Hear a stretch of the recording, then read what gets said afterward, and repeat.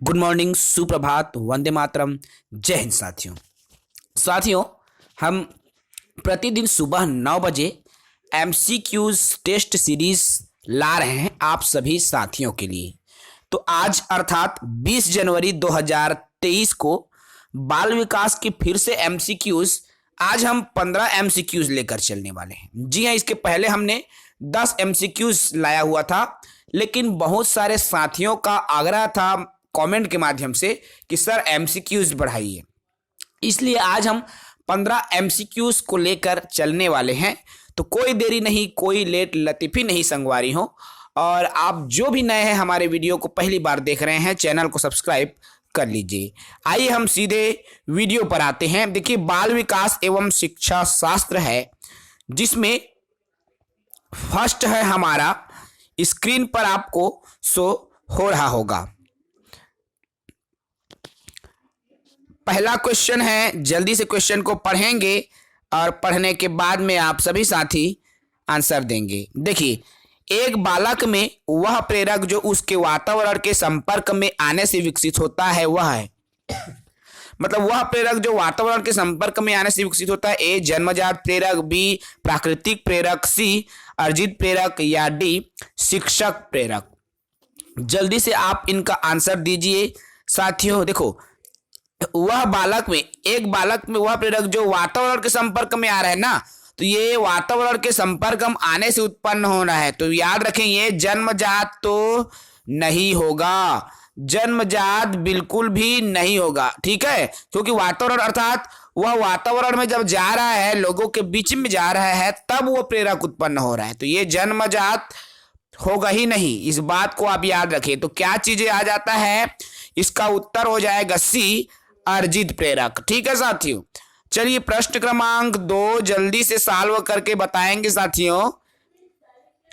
वे बालक जो रटते हैं उनमें ए बुद्धि का विकास नहीं हो पाता, बी इस बात का विवेक नहीं होता कि क्या जरूरी है और क्या गैर जरूरी है, सी उनमें मौलिक चिंतन की शक्ति पैदा नहीं होती, और डी उनके लिए परीक्षा पास करना या पास कर पाना कठिन नहीं होता। वे बालक, देखो, जो बालक रटने पर जोर देते हैं, समझने पर जोर नहीं देते, ठीक है। तो ऐसे बालक में क्या चीजें आता है, जल्दी से आंसर देंगे साथियों। सभी हम इंतजार कर रहे हैं दूसरे प्रश्न का, दूसरे का आंसर देंगे। तो चलिए हम बता देते हैं, दूसरे का जो उत्तर हो जाएगा। देखिए, अब जब बालक रट रहा है तो बुद्धि का विकास नहीं होगा, रटेगा तो बिल्कुल नहीं होगा, इस बात का विवेक भी उनमें नहीं आएगी, उनमें मौलिक चिंतन भी पैदा नहीं होगी। देखिए, यदि हम बात करें दूसरे के उत्तर की, ठीक है, जो बालक रटते हैं उनमें मौलिक चिंतन है, ये ज्यादा सटीक आंसर है सी। भाई, कोई भी बालक रट रहा है, मान लो, है ना भाई, तो उसको दिमाग में सोचने की जरूरत ही नहीं, उसको चिंतन मनन करने की जरूरत ही नहीं है, ठीक है। इसलिए दूसरा का उत्तर हो जाएगा सी। चलिए प्रश्न क्रमांक 3 जल्दी से बताइए साथियों। देखिए, कक्ष में एक शिक्षक क्रम संख्या बोलकर बालक की उपस्थिति लेता है, ठीक है। इस विषय में आपकी राय क्या है। कक्ष में एक शिक्षक क्रम संख्या बोलकर बालक की उपस्थिति लेता है, तो इस विषय में आपकी राय है। एक, यह तरीका उत्तम है क्योंकि उसमें समय कम लगता है। अर्थात देखो, विद्यालय में होता है ना साथियों, अब बच्चों के नाम लेने के बजाय 1 2 उसका सीरियल नंबर बोल देते हैं। तो ये ऐसा करने के पीछे क्या आपकी राय है, आप बताएंगे, है ना, आपसे पूछा जा रहा है, ठीक है।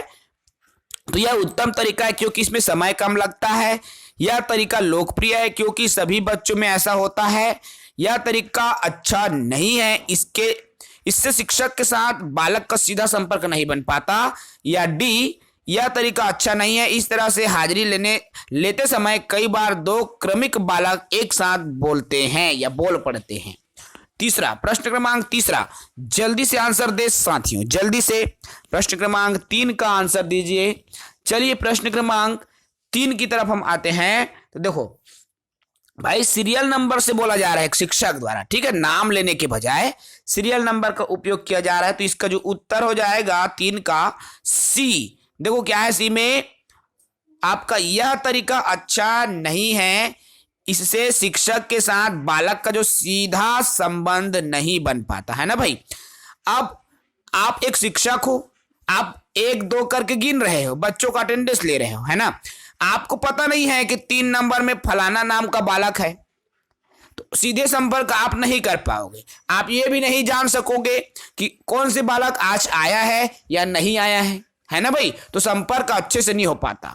तो ये चीजें हैं। चलिए प्रश्न क्रमांक 4, जल्दी आंसर देंगे प्रश्न क्रमांक 4 का। देखिए निम्न में से कौन सा तरीका एक बालक में स्मृति का मापने के लिए उपयुक्त नहीं है। की पॉइंट पर फोकस करें, स्मृति मापन के लिए उपयुक्त नहीं है, ठीक है। मतलब दिमाग की जो क्षमता मापना है उसके लिए याददाश्त मापना है, उसके लिए उपयोगी नहीं है। ए पुनः याद दिलाना, बी पहचानना, सी बचाना, डी पुनरावृत्ति। जल्दी से बताएंगे।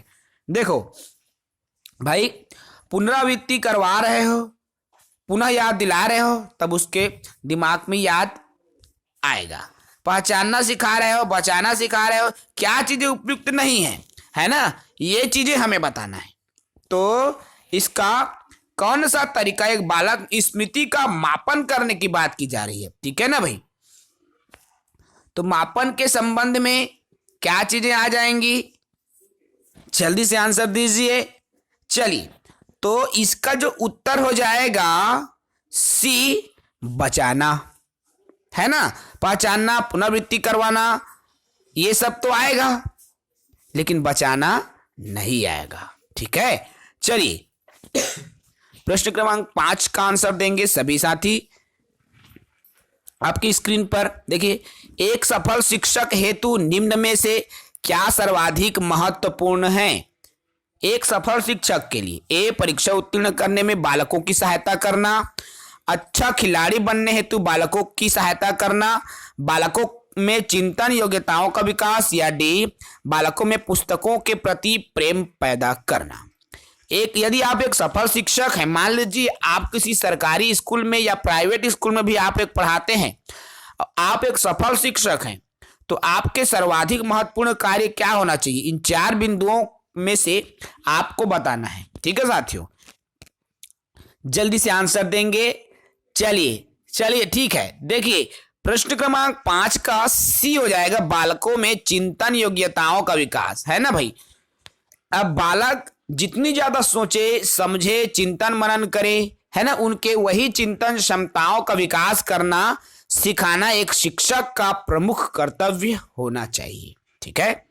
चलिए प्रश्न क्रमांक 6वां, जल्दी से उत्तर देंगे, बहुत ही सरल और सटीक उत्तर। किसी बालक में उपलब्धि प्रेरणा का मापन करने के लिए उपयुक्त है। आप उपलब्धि उसका मापन कर रहे हो, ठीक है ना।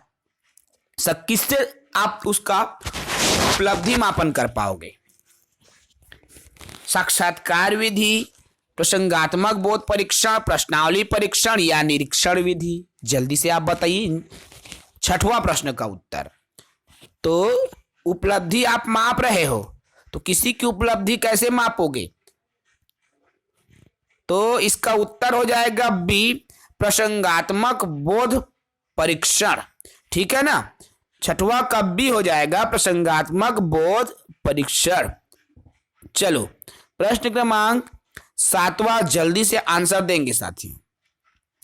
निम्न में से क्या स्मृति की सर्वश्रेष्ठ प्रणाली है। स्मृति की, मेमोरी की, याददाश्त की बात की जा रही है, ठीक है ना भाई। तो याददाश्त की सर्वश्रेष्ठ प्रणाली क्या हो सकती है, पुनर्स्मरण करवाना, पुनः याद करवाना, पहचानना या पुनर्संरचना। 7 का देखो भाई, किसी बालकों को याद करवाना है, पुनः याद करवाना, तो उसकी पहचान जब उसको करवाओगे तो वो क्या है, ये सर्वश्रेष्ठ है।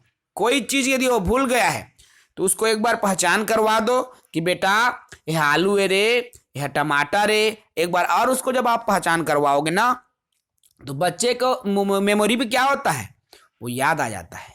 ठीक है ना, तो ये इसका उत्तर 7 का सी हो जाएगा। चलिए 7 का सी के बाद में हमारा आता है, अब इधर थोड़ा बड़ा बड़ा प्रश्न है साथियों, लंबा लंबा है ना।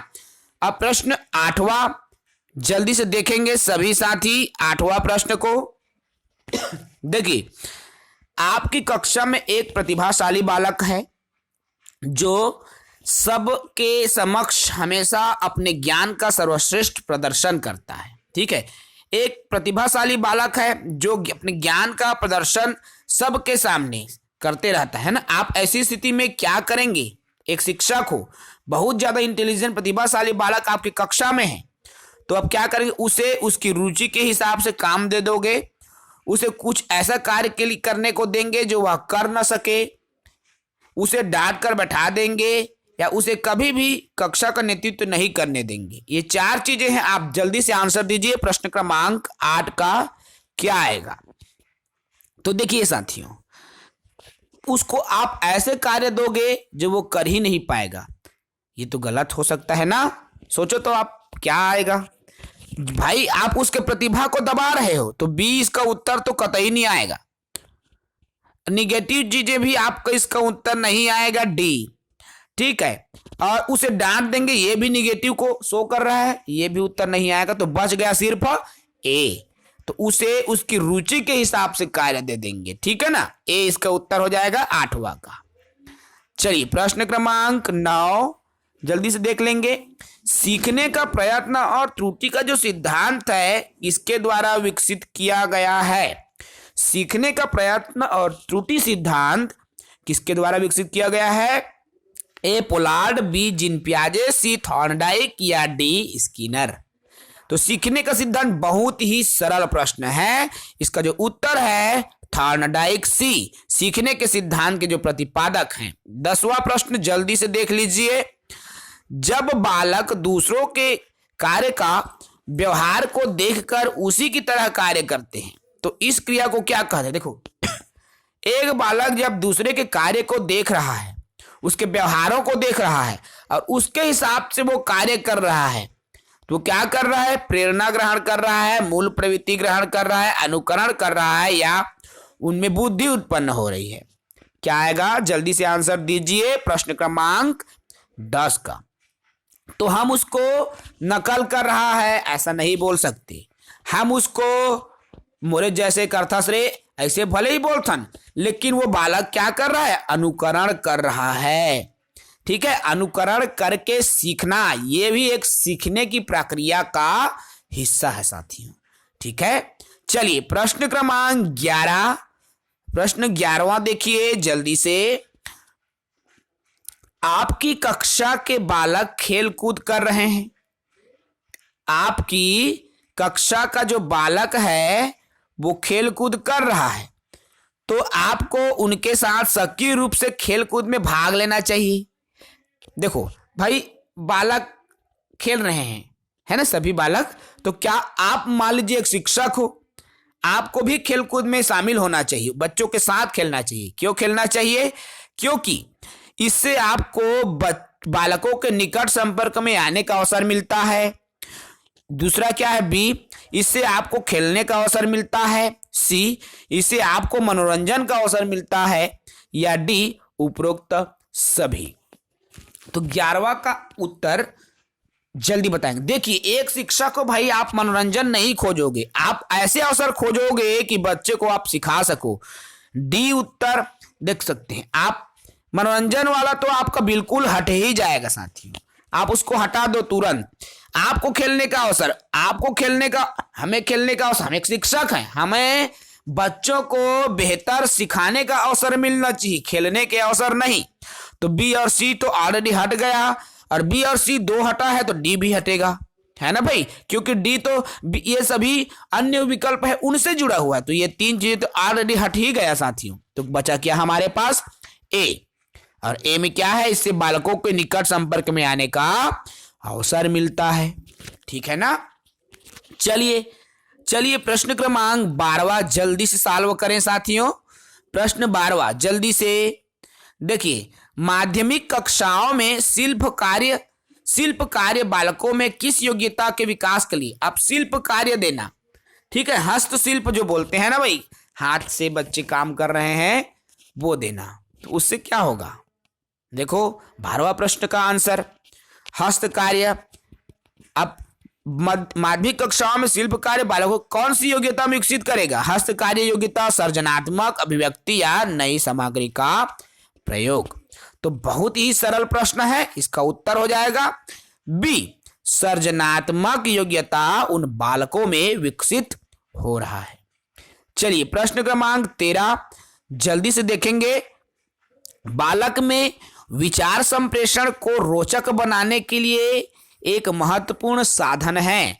अब विचार संप्रेषण को रोचक बनाने के लिए क्या साधन महत्वपूर्ण है? ए अच्छी भाषा, बी दृश्य श्रव्य साधन, या जोर जोर से बोलना, या ये सभी। जोर जोर से बोलना आएगा ही नहीं। अब जब एक ऑप्शन हट गया साथियों तो ये सभी वाला ऑप्शन भी हटेगा। अब अच्छी भाषा ही जरूरी नहीं है, दृश्य श्रव्य साधन बेहद जरूरी है। तो 13 का आ जाएगा बी। ठीक है, चलिए प्रश्न क्रमांक 14 जल्दी से उत्तर देंगे। बालकों में समय समय पर सांस्कृतिक कार्यक्रमों का आयोजन करने का लाभ। अब देखो, किसी भी कक्षा की हम बात करें, जिस भी कक्षा में आप एक शिक्षक हो, आप पढ़ाते हो या पढ़ाओगे, है ना भाई, तो वहां समय समय पर सांस्कृतिक कार्यक्रम का आयोजन करना चाहिए। क्यों? क्योंकि इससे बालकों के पढ़ाई के अवसर कम कर दिया जाना, बालकों पढ़ाना ज्यादा झन पड़े, ये है पहला ऑप्शन। ठीक है, दूसरा ऑप्शन देखो, अनावश्यक रूप से धन और समय की बर्बादी करना। तीसरा, विद्यालय द्वारा शिक्षक वर्ग का शारीरिक व मानसिक उत्पीड़न करना। या डी, इसके माध्यम से बालकों का सर्वांगीण विकास किया जा सकता है। तो भाई जहां सर्वांगीण विकास आ गया ना, वो शब्द ऑलरेडी हमारा पॉजिटिव हो जाता है। ठीक है, तो इसका जो उत्तर हो जाएगा डी, इससे बच्चों का सर्वांगीण विकास किया जा सकता है। ठीक है ना साथियों। चलिए उसके बाद में हमारा आता है प्रश्न क्रमांक 15, और ये आज के जो एमसीक्यू टेस्ट सीरीज है उसका अंतिम प्रश्न है। देखिए, निम्न में से कौन सा व्यवहार प्रभावकारी शिक्षण में योगदान नहीं देता है? निगेटिव वर्ड है, ठीक है ना भाई, नहीं देता है।